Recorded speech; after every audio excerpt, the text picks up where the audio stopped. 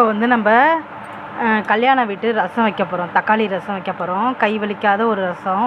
புளியை எடுத்து கரைக்கலாம் வேண்டாம். இதெல்லாம் வந்து மிக்ஸி ஜாரில் ஆட் பண்ணிக்கலாம். ஒரு கிரைண்ட் விட்டு நம்ம ரசம் எப்படி செய்கிறதுன்னு பார்க்கலாம். தக்காளி, வெங்காயம், தக்காளி ஒரு 5-6 தக்காளி எடுத்துக்கோங்க. இது 5-6 பேர் சாப்பிட்லாம். நம்மளுக்கு 10 பேர் சாப்பிட்றாங்கன்னா 10 தக்காளி அது மாதிரி போட்டுக்கோங்க. பூண்டு, கருவேப்பிலை, பச்சை மிளகாய் வச்சுருக்கேன். இப்போ இந்த புளியை வந்து மிக்ஸி ஜாரில் ஆட் பண்ணிக்கோங்க. சரிங்களா? இப்போ மஞ்சத்தூள் ஆட் பண்ணிக்கோங்க. அடுத்தது கொஞ்சமாக மிளகு போட்டுக்கோங்க. மிளகு, சீரகம், இந்த பூண்டு ஆட் பண்ணிக்கோங்க.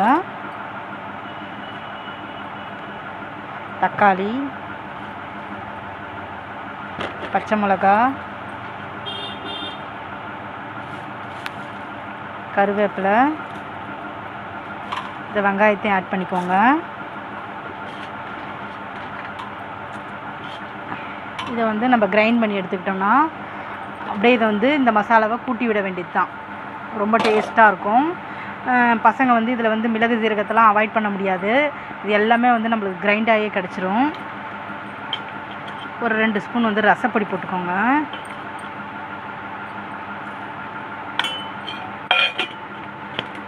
இதை வந்து கிரைண்ட் பண்ணிவிட்டு எப்படி ரசம் வைக்கிறதுன்றதை பார்க்கலாம் நம்ம.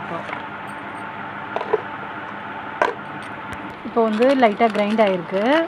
இதை கொஞ்சம் தண்ணி ஆட் பண்ணிக்கோங்க. ரொம்ப கோர்ஸாக இருக்குது. இதை வந்து நம்ம வீட்டில் எல்லா டைமும் வந்து கொத்தமல்லி இருக்காது. அதுக்கு பதிலாக வந்து இந்த கொரியண்டர் பவுடர் இருக்குது இல்லையா, மல்லித்தூள், அதை போட்டுக்கோங்க. அதே சேம் டேஸ்ட் கிடைக்கும் உங்களுக்கு. வாசனையாகவும் இருக்கும். மறந்துடாதீங்க இந்த ஸ்டெப்பை. ஏன்னா கொத்தமல்லி கருவேப்பிலை போட்டால் தான் அந்த ரசத்துக்கான டேஸ்ட்டே நம்மளுக்கு கிடைக்கும். கொஞ்சமாக தண்ணி ஊற்றி கிரைண்ட் பண்ணி எடுத்துக்கோங்க. எண்ணெய் ஊற்றி கடுகு போட்டு தாளிக்க வேண்டியது தான். ரசம் இப்போ நம்மளுக்கு ரெடி. ஓரளவுக்கு நம்ம வந்து அரைச்சி எடுத்துட்டோம். இது வந்து ரொம்ப பிகினர்ஸ்க்கு அப்புறம் பேச்சுலர்ஸ்க்குலாம் ரொம்ப ரொம்ப ஈஸியான மெத்தட். இது ரொம்ப அதிகப்படியான மசாலா இல்லை. பேசிக் ரசம் என்னென்ன தேவையோ, மிளகு, சீரகம், வெங்காயம், தக்காளி போட்டிருக்கோம். மிளகா, காரத்துக்கு மிளகா, புளி போட்டிருக்கோம். வேறு ஒன்றுமே இல்லை. இதில் ரசப்பொடி போட்டுக்கோங்க. இருந்தால் ரசப்பொடி போட்டுக்கோங்க. அப்படி இல்லைனாலும் பரவாயில்ல, நல்லாயிருக்கும் ரசம். இது கிரைண்ட் பண்ணிவிட்டு புளியை கூட கரைக்க வேண்டிய டைம் இல்லை நம்மளுக்கு. 2 மினிட்ஸ்லேயே மேகி பண்ணுற மாதிரி 2 மினிட்ஸ் ரசம். இது ரொம்ப ஹெல்த்தி உடம்புக்கு. தினைக்குமே ரசம் சாப்பிட்றது நம்ம ஜீரண மண்டலங்களுக்கு ரொம்ப நல்ல ஹெல்ப்ஃபுல்லாக இருக்கும். ரசம் சாப்பிட்றது நல்ல டைஜஷன் ஆகும். சின்ன குழந்தை 3 வயசு 4 வயசு குழந்தையிலேருந்து வயசானவங்க வரலையும், ஃபீவர் வந்து இருக்கவங்க, உடம்பு முடியாதவங்க வரையும் எல்லாருக்குமே ரொம்ப யூஸ்ஃபுல்லாக இருக்கும் இந்த ரசம்.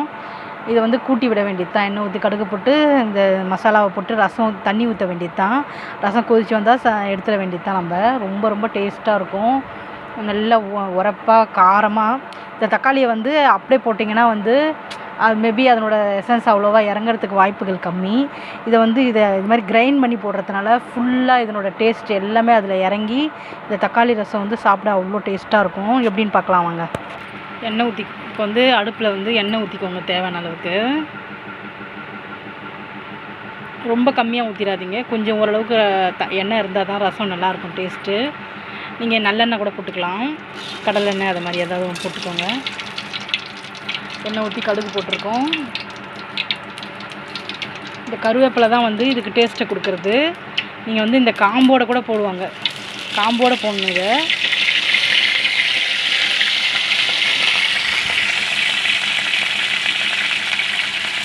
இந்த மசாலா அரைச்சி வச்சுருக்கோம் இல்லையா, இந்த மசாலா வந்து இதில் ஆட் பண்ணிக்கோங்க. நம்மளுக்கு வந்து எத்தனை லிட்டர் தண்ணி வேணுமோ, 1/2 லிட்டர் 1 லிட்டர் அது மாதிரி. மேபி ஒருத்தவங்க வந்து 1 கிளாஸ் ரசம் எடுக்கிறாங்கன்னா அது 1/4 லிட்டர் ரசம் எடுக்கிறாங்கன்னா 4 கிளாஸில் 1 கிளாஸ் ஊற்றலாம். ஸோ இதை மாதிரி வந்து எவ்வளோ தேவையோ ரசம் வந்து நம்ம அப்படியே ஊற்றிக்க வேண்டியது தான் அந்த மசாலாவில். ரசம் கூட்டி விட்டாச்சு. இதில் 2 மெத்தட் தான். இதை கிரைண்ட் பண்ணணும், அதை வந்து தாளித்து விட வேண்டியது தான். அவ்வளோ ஈஸியான ரசம் இது. மேகியோட ரொம்ப ஈஸியாக செஞ்சிடலாம். உடம்புக்கு ஹெல்த்து ரொம்ப நல்லது, வயிற்றுக்கு ரொம்ப ஜீரண சக்திக்கு ரொம்ப நல்லது. தினைக்கும் இந்த ரசத்தை செஞ்சு பாருங்கள். லைக், ஷேர் அண்ட் கமெண்ட் பண்ணுங்கள், சப்ஸ்கிரைப் பண்ணுங்கள். நம்ம வீடியோ வந்து எல்லாமே வந்து 2 மினிட்ஸ் மேகி மாதிரி 2 மினிட்ஸ்லேயே செய்கிற மாதிரி இருக்கும். எல்லா டிஷ்ஷஸுமே எல்லாமே நீங்கள் பாருங்கள் எப்படி இருக்குன்ட்டு. ஃபுல்லாக வந்து நம்ம ஃபாஸ்ட் ஃபுட்டுக்கு நம்ம வந்து அடிக்ஷன் ஆகிடக்கூடாது. குழந்தைங்களையுமே பீஸா, பர்கர், சாண்ட்விச் அது மாதிரி இதை மாதிரி வந்து பாரம்பரியமான ரசமும் வச்சு தினைக்கும் கொடுத்து பாருங்கள் குழந்தைங்களுக்கு. நைட்டில் வந்து ஒரு ரசம் வச்சு ஒரு அப்பளம் வத்தல் வச்சு கூட சாப்பிட்டுட்டு படுத்துடலாம். ரொம்ப சிம்பிளாக இருக்கும். நம்மளுக்கு டைஜஷனுக்கும் ரொம்ப நல்லது. எல்லா பொருளும் போட்டிருக்கோம் இதில் இல்லாத பொருளே இல்லை. பூண்டு போட்டிருக்கோம். தினைக்கும் பூண்டு வந்து சேர்த்துக்கணும், உடம்புக்கு நல்லது. மிளகு, சீரகம் அது மாதிரி. ஸோ வந்து ரசம் வந்து இப்போ கொதி வரப்போகுது. இப்போ எப்படி இறக்கிடலாம். ஒரு கொதி விட்டதும் நீங்களும் செஞ்சு பாருங்கள், சூப்பராக இருக்கும் ரசம். லைக், ஷேர் அண்ட் கமெண்ட் பண்ணுங்கள். இப்போ வந்து ரசம் நல்லா கூட்டியாச்சு, நல்லா கொதி வந்து இப்போ நுர கூட்டி வந்துட்டுருக்கு. இப்போ என்ன பண்ணணும், லாஸ்ட்டாக வந்து உப்பு ஆட் பண்ணிக்கோங்க. சில பேர் வந்து ஃபஸ்ட்டே உப்பு ஆட் பண்ணுவாங்க. இதில் இருக்க வந்து அயோடின் இருக்குது, அது வந்து அழியாமல் இருக்கணும்னா நம்ம லாஸ்ட்டாக தான் போட்டு இறக்கணும் உப்பை.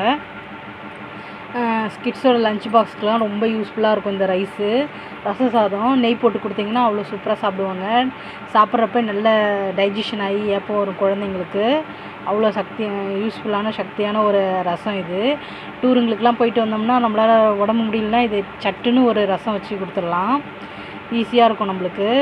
2 ஸ்டெப்பு தான் இதில், 2 மினிட்ஸு 2 ஸ்டெப்பு இது ரசம். இதை அரைச்சி விட்டு அப்படியே தாளிக்க வேண்டியது தான். எண்ணெய் போட்டு கடுகு போட்டு இதை மசாலாவை போட வேண்டியது தான். நீங்களும் செஞ்சு பாருங்கள், ரொம்ப ரொம்ப ஈஸியாக இருக்கும். நல்லா கமகமன்னு வாசனையாக வந்துருச்சு ரசம். இப்போ ஆஃப் பண்ணிடலாம். லைக், ஷேர் அண்ட் கமெண்ட் பண்ணுங்கள். பாய்.